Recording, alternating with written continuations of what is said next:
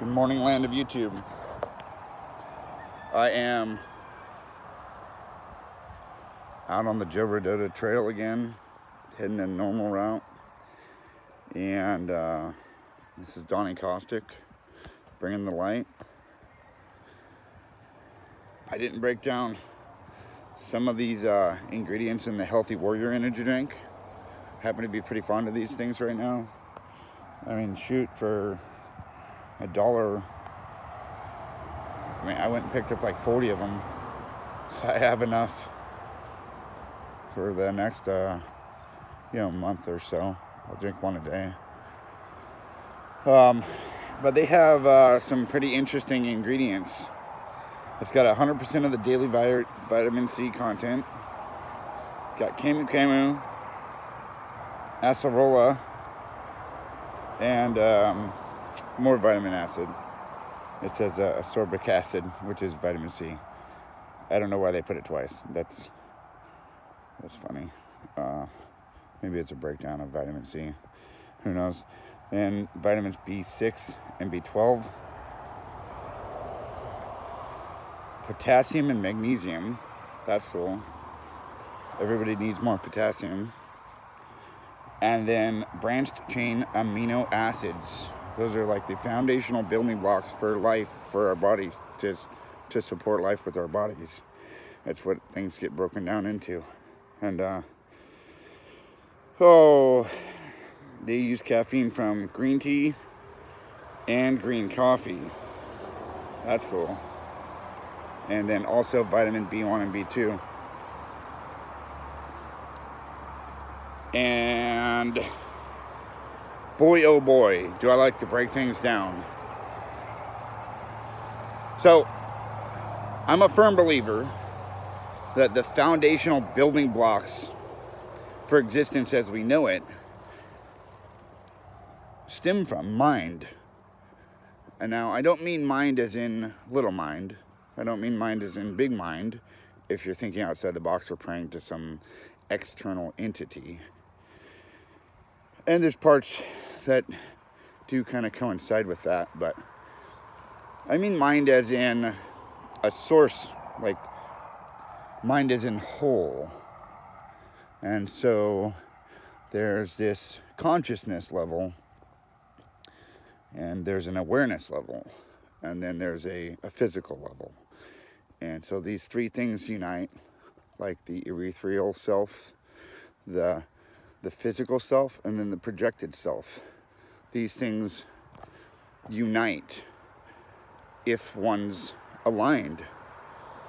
And quote unquote, I guess the term would have been walking aligned in spirit or something like that. And so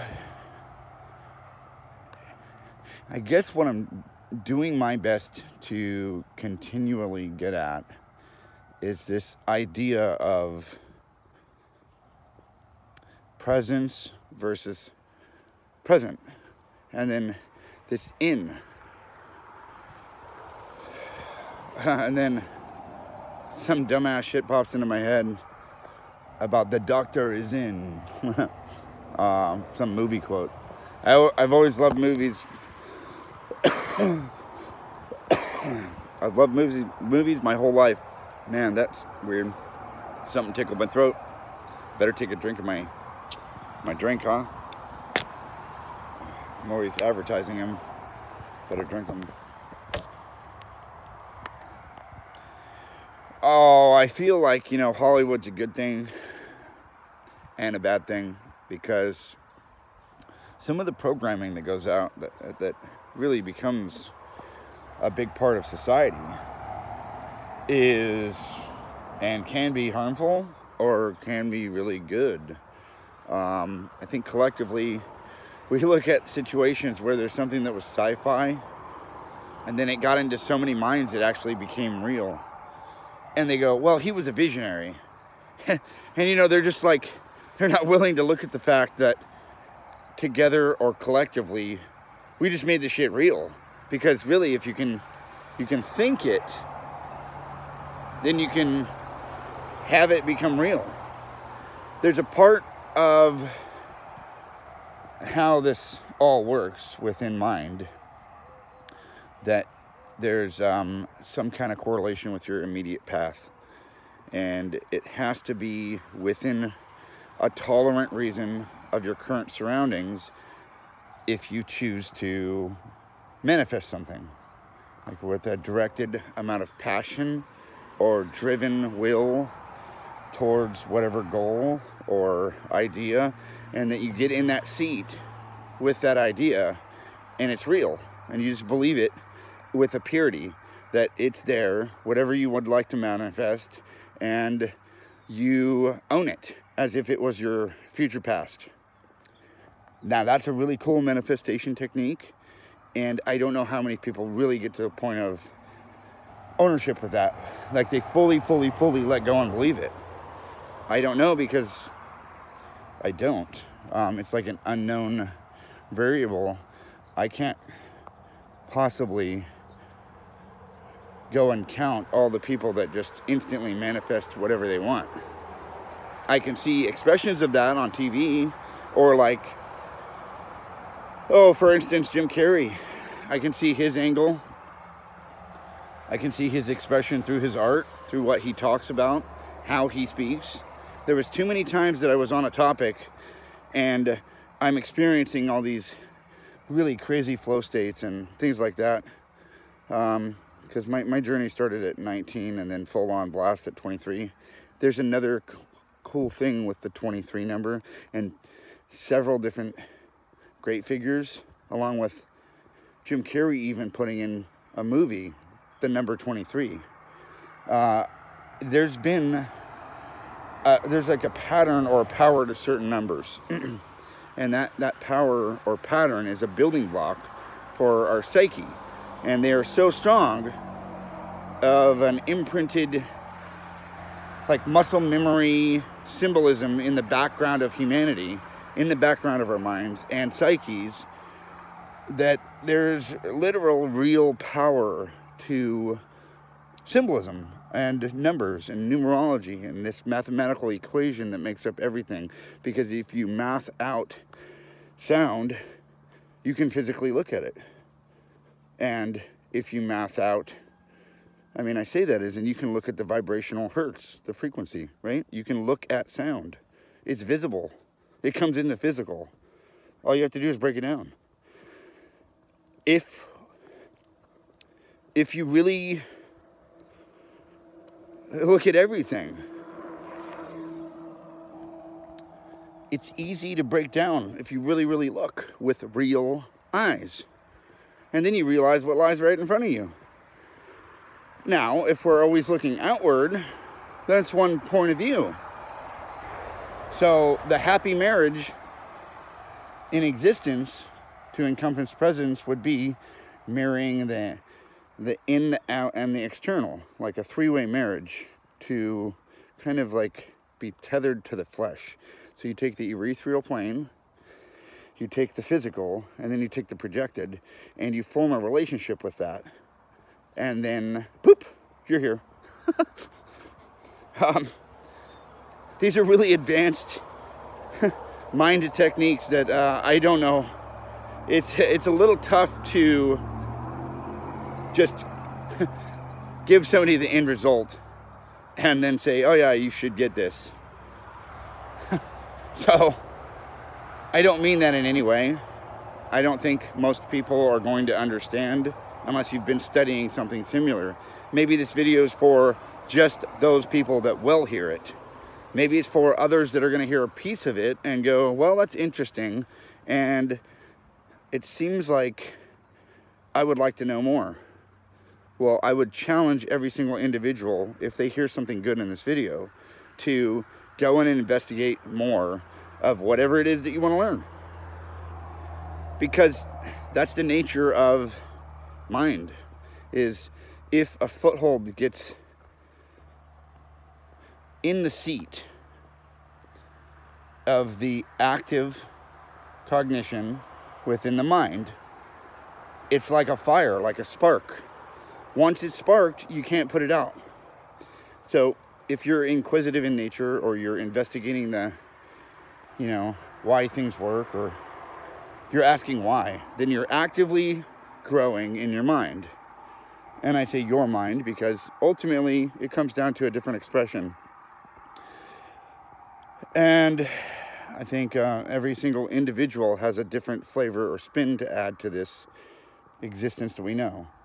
And the more pain and suffering you have in your past, the more beautiful you become. As in, you have more experience and training to be able to affect situations with goodness.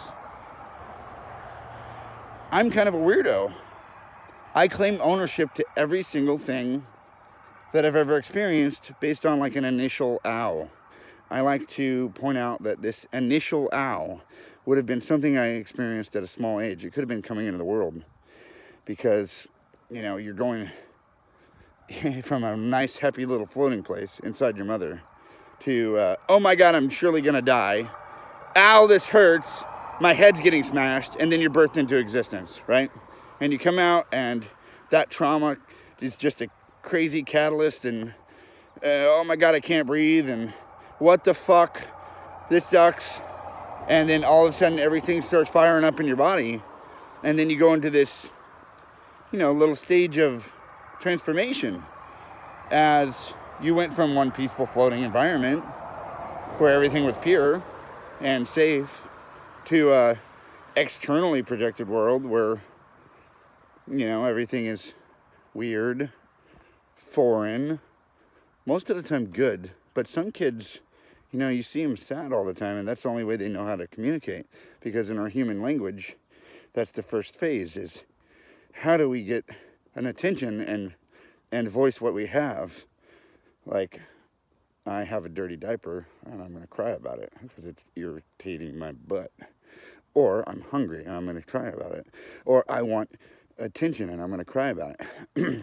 You see that all throughout stages of human evolution, because adults still do it. They get older and they do the same thing in different wrappers. They're just like a grown baby, so to speak. I say that mainly because, yeah, there's a phase of the mind that is kind of chaotic in nature. It's when and if you're the type of person that gets to a certain point and stops asking why, then you're no longer present. We go from a very beautiful young existence in humanity. Most of us, some of us suffer through shit the whole time. And I think it's, you know, it's like some kind of weird lottery system. You know, it's a crapshoot if you look at it that way. But then if you're somewhere externally and you chose your path, wouldn't that be some shit? You knew what you were going to do before you came and did it. And then if you're conscious of that, what would that make you? I mean, really, like, if there's a consciousness that is attainable, but not too many people get there, and that consciousness looks like, well,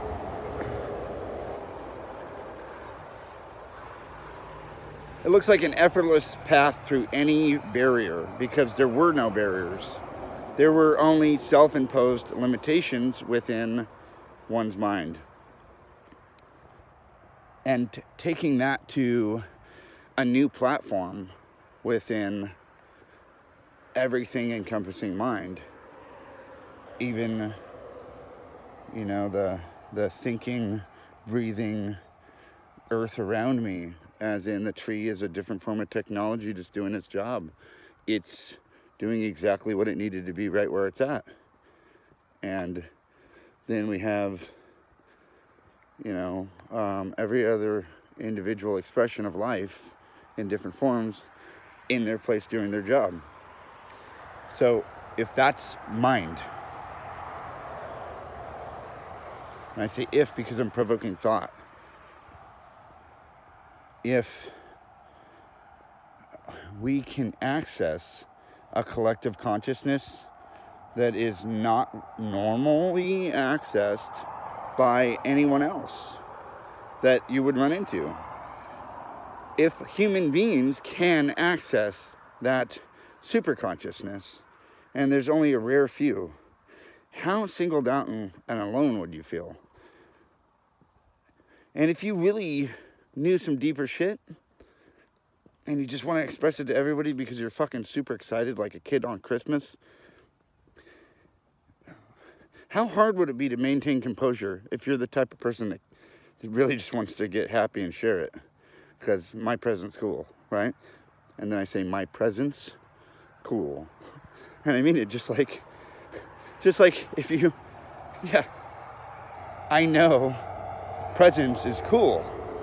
I know presence is something remarkable. I know it as a form of consciousness that I exist in.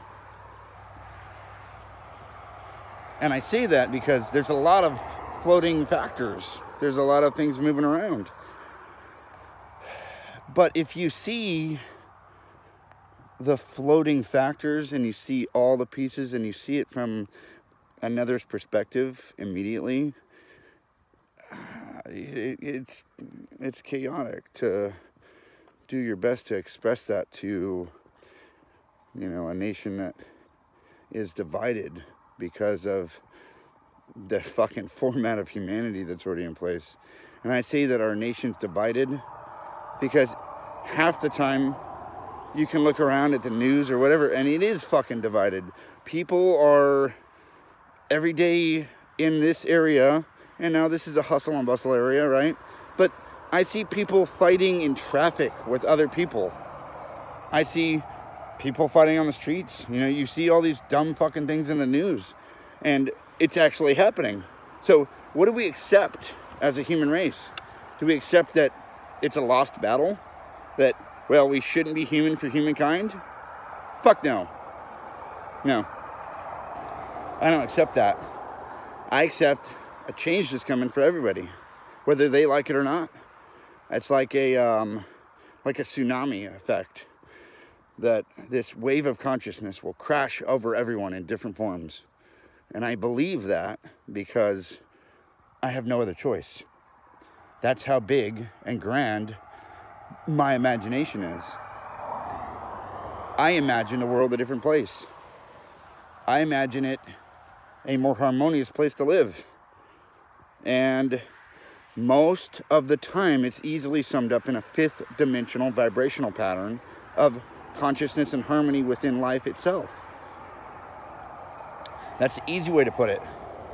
It's like saying that, you know, the third dimensional plane, with the fourth dimension being time, and then the fifth dimension being sound and energy, basically, and this flow state. It's like saying that that's 100 times more harmonious than current everyday life. And why wouldn't people really want to be there? And then they say, well, I'm comfortable with what I've got, because they are, right?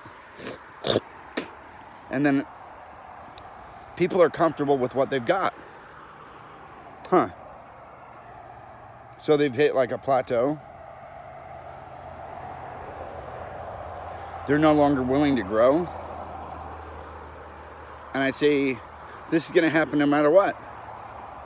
So as like a plow, I don't really care too much now about another individual's expression of being tapped out and not wanting to grow anymore. What I care about is the things on the inside. So if this person's not a good person and this person harms other people, or I mean, it's really ultimately a form of self-harm, even if you're harming others. And I think that's the nature of the game, is we have to look at ourselves first. So what I would be willing to wrap my mind around is that 100 times more harmonious living than life currently known on Earth. Why wouldn't that be very, very attractive?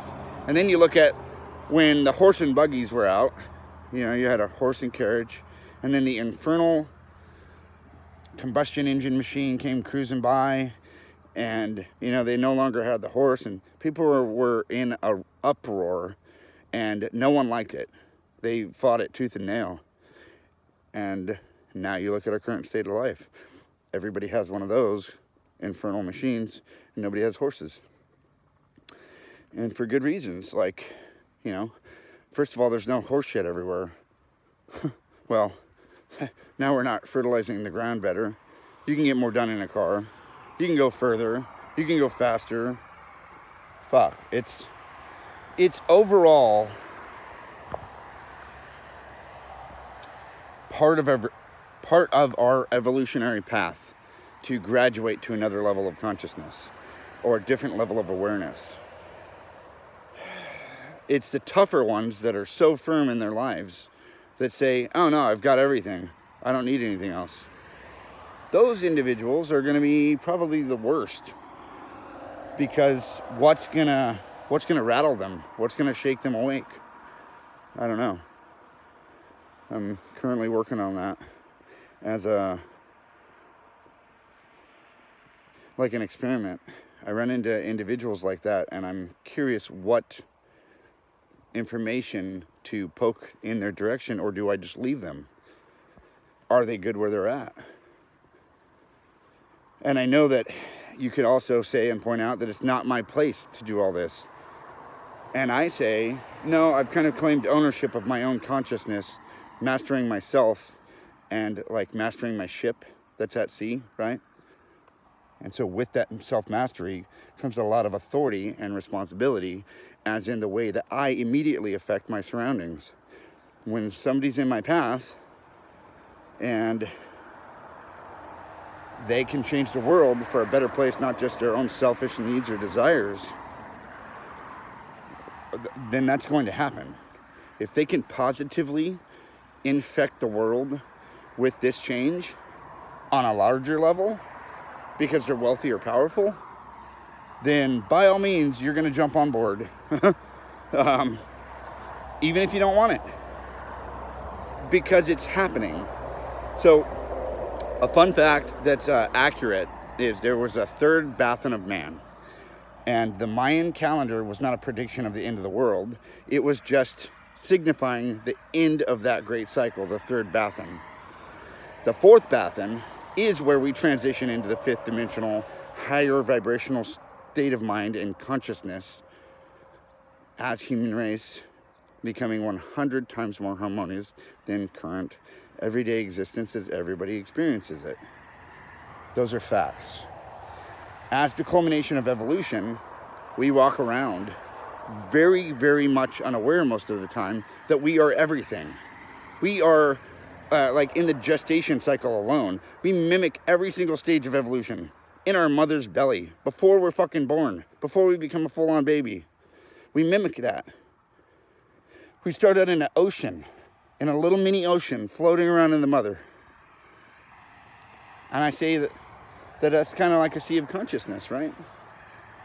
This place that we are in is a shared hallucination. It's all chemical, electrical impulses sent from receptors to our processing unit, right? And then our processing unit has an antenna to somewhere else. And that antenna is more like a monitor being connected to a computer, right? So we have a monitor. We walk around in it. Our monitor displays, you know, whatever we're really supposed to be doing on this individual path. And then we look at creation. And we say, well, creation's finished. Because it started and it ended at the same time. I say we because other like-minded individuals, like myself, that have studied these things, will know what I'm talking about to a certain level, hopefully. I don't know how many people. I've only ran into, I think I said on the other video, and I'll say it again, there's only been a real deep handful of people that have met me.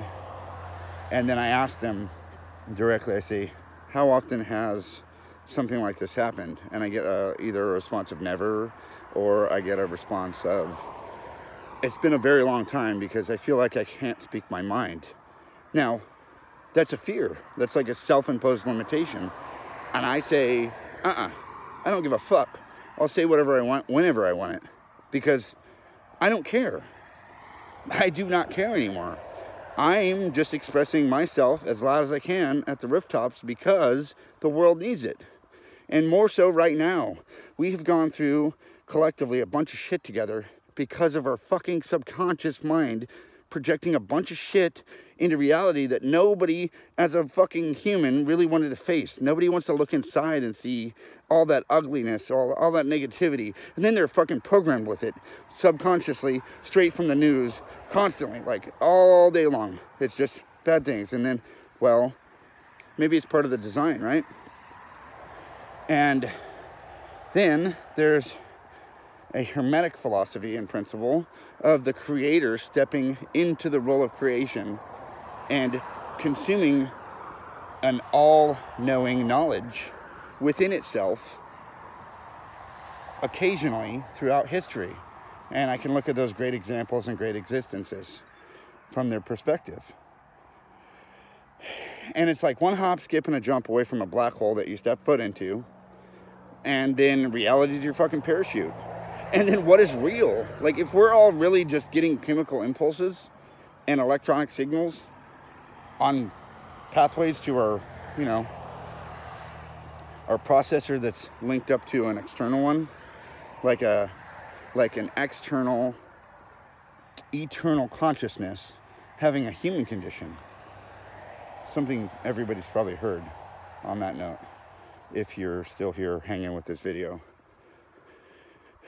And then there's one step further. There's an outside of space and time presence. There's this consciousness that kind of really doesn't exist in the flesh. Like, there's this angle that, yeah, it's really difficult to sum up into words, because it's as if there is no roadblock, there's no barrier, there's nothing that cannot be overcome.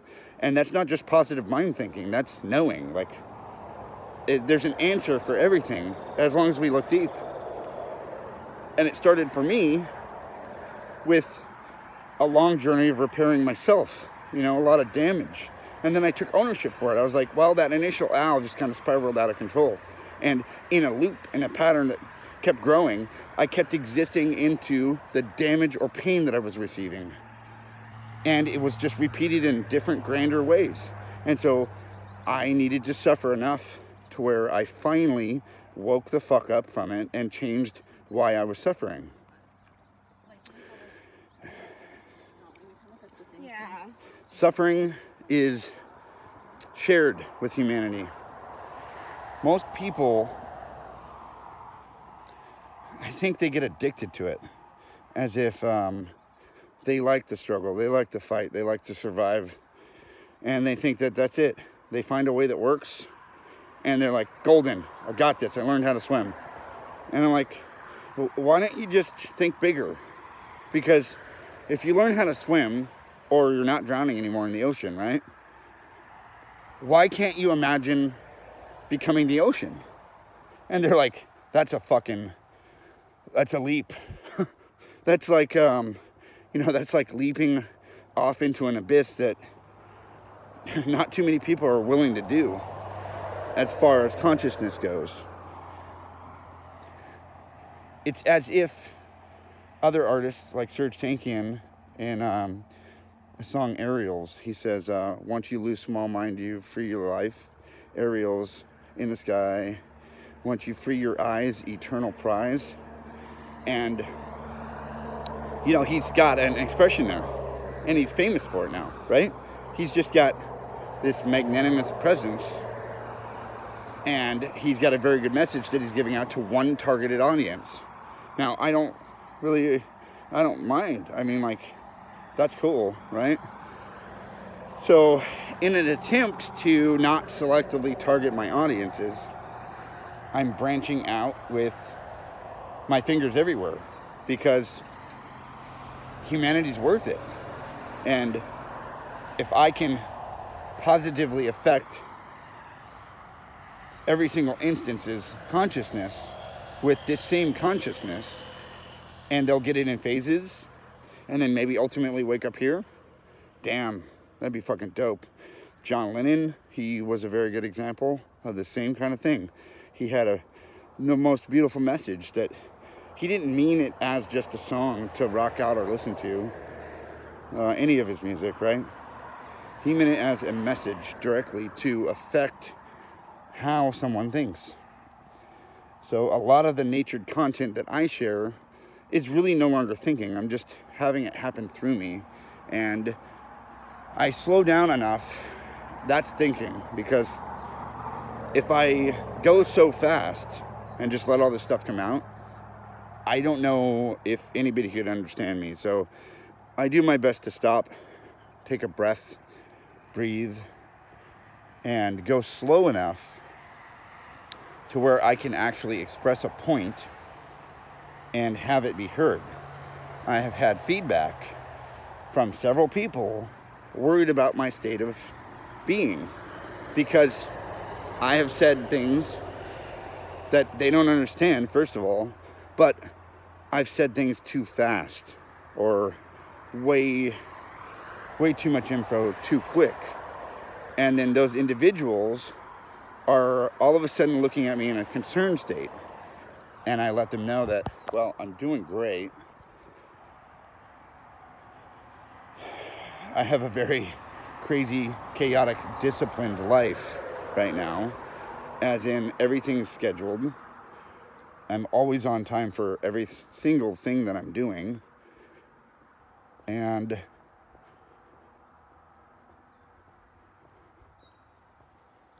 it's a beautiful place to exist in, because even if I was running late or not on time, I know that I'm always on time.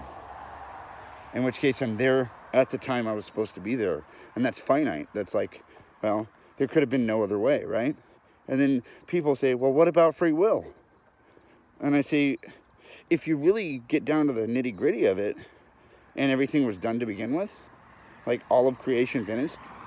I mean, you can look at like some historical texts with the Bible, and that plays a lot with some theology shit that I could really easily step into. But, you know, it was like as if God snapped his fingers and then everything was done. And a Big Bang is a big part of that. And so I like to think that there's other cool mysteries that tie into this, like everyone walking around, and they are different expressions, which are rooms in their consciousness in their head. That's their room in a kingdom of God that is the mansion here on earth. And I could state that and then break down the Lord's Prayer, if you haven't heard it broken down before, with Our Father, which is God, who art in heaven, you're up in heaven, your name's holy, hallowed be thy name. And then your kingdom come, which is your kingdom of heaven comes here, right? And then your will be done, which is God's will be done here on earth too. And it says on earth as it is in heaven. I mean, it really directly means that. Now, if we live just like we're in heaven here on earth, isn't that the state of mind of being saved and then Christian? And then they have a sliver of the pie. They're like, okay, well, we need to try to, pray for God's will. And we need to try to direct this show still. And people, they're doing it because they're externally looking still. They're not looking inside yet. And so they're forcing and they're trying to shape and they don't know how to shape. So they're like, painters without a paintbrush. And then you get to this ultimate concept that it's like grains of sand on the seashore. And if that consciousness is mirroring that of all of existence, so every single aspect is a conscious level, and then you can access that, and it's like hyperspace or super conscious. And then say you can access that and you walk around and it's like wielding power that not a lot of people fucking even understand or are willing to look at. I guess speaking my truth could damage a lot of things, but now I've found something different. I removed that guilt, fear, mind trip stuff, and I don't care anymore. And as I do that, I find that I'm infecting the place around me directly, every single path I go into, with happiness, love, and light, because that's my mission statement. Is I have a mission in life to love the world, love humanity. I always have. In my profession, trying to help people be happy by repairing their things and using that as a trade to make money to survive, right? And then now I go to a different level because I'm no longer trying to survive. And I have the freedom to do whatever I want. And it's this super conscious that allows me that freedom. And I really, really, really would love to see more people that I can talk to. I mean, isn't that the nature of it? Like, if it's a lonely view at the top and there's only a few people you can really fucking talk to, wouldn't you want to have other people to talk to on the same level? And so I'm like, come on, people, let's go. And Joe Rogan would say, come down to the Church of Scientology where we can explain everything. And I think, you know, comedic flair is also a very, very good thing. So I made up a silly joke, and it's not to call the place of origin that I'm going to mention something funny. It was just more of rhyming and playing on words. So I said, what do you get when you have cat in a hat or cat man, right? And I go, and I purr like a cat, or I make that tone, and I say, what do you get when you have Catman go poop in the woods? And I go, Catman do. Catman do. Catman do, right? Stupid. I also thought of another one that was even dumber, because it really doesn't make sense, but it's funny. And it was, what do you get when you cross a sheep and a deer? And it's Bambi. Bambi. If you've never seen Bambi, then you won't get why it's Bambi, but it's Bambi because it would be a sheep deer. That's, never mind. It's just how the sheep deer would pronounce its name. Whatever. I'm dumb. I get it. So, everybody, please do your best to smile and infect the world with love.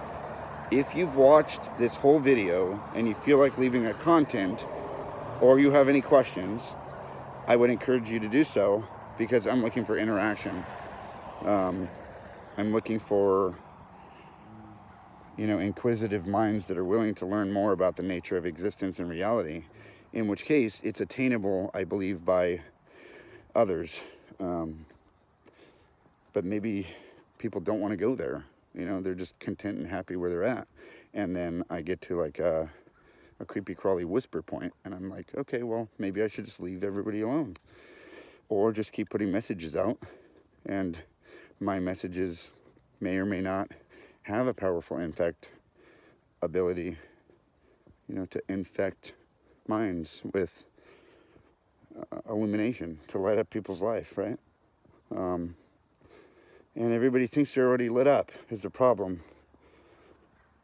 And I look around, and there are people that are lit up, and they're lit up on stages. So why not know that you're not going to plateau? Why not just know that there's never a plateau? Like Mount Everest being a ramp. You climb the summit, you're like, hey, I made it to the top. I'm like, why wasn't that a ramp? There's no downside if you look at life like that. So it's just every day is better than last. Every single day I wake up, I know it's going to be a much better day. I know it in the back of my psyche. I know it in my soul, right? And as that grows, I can only hope that everybody around me grows too. And with that, I say have a beautiful day. Stay lit, land of YouTube.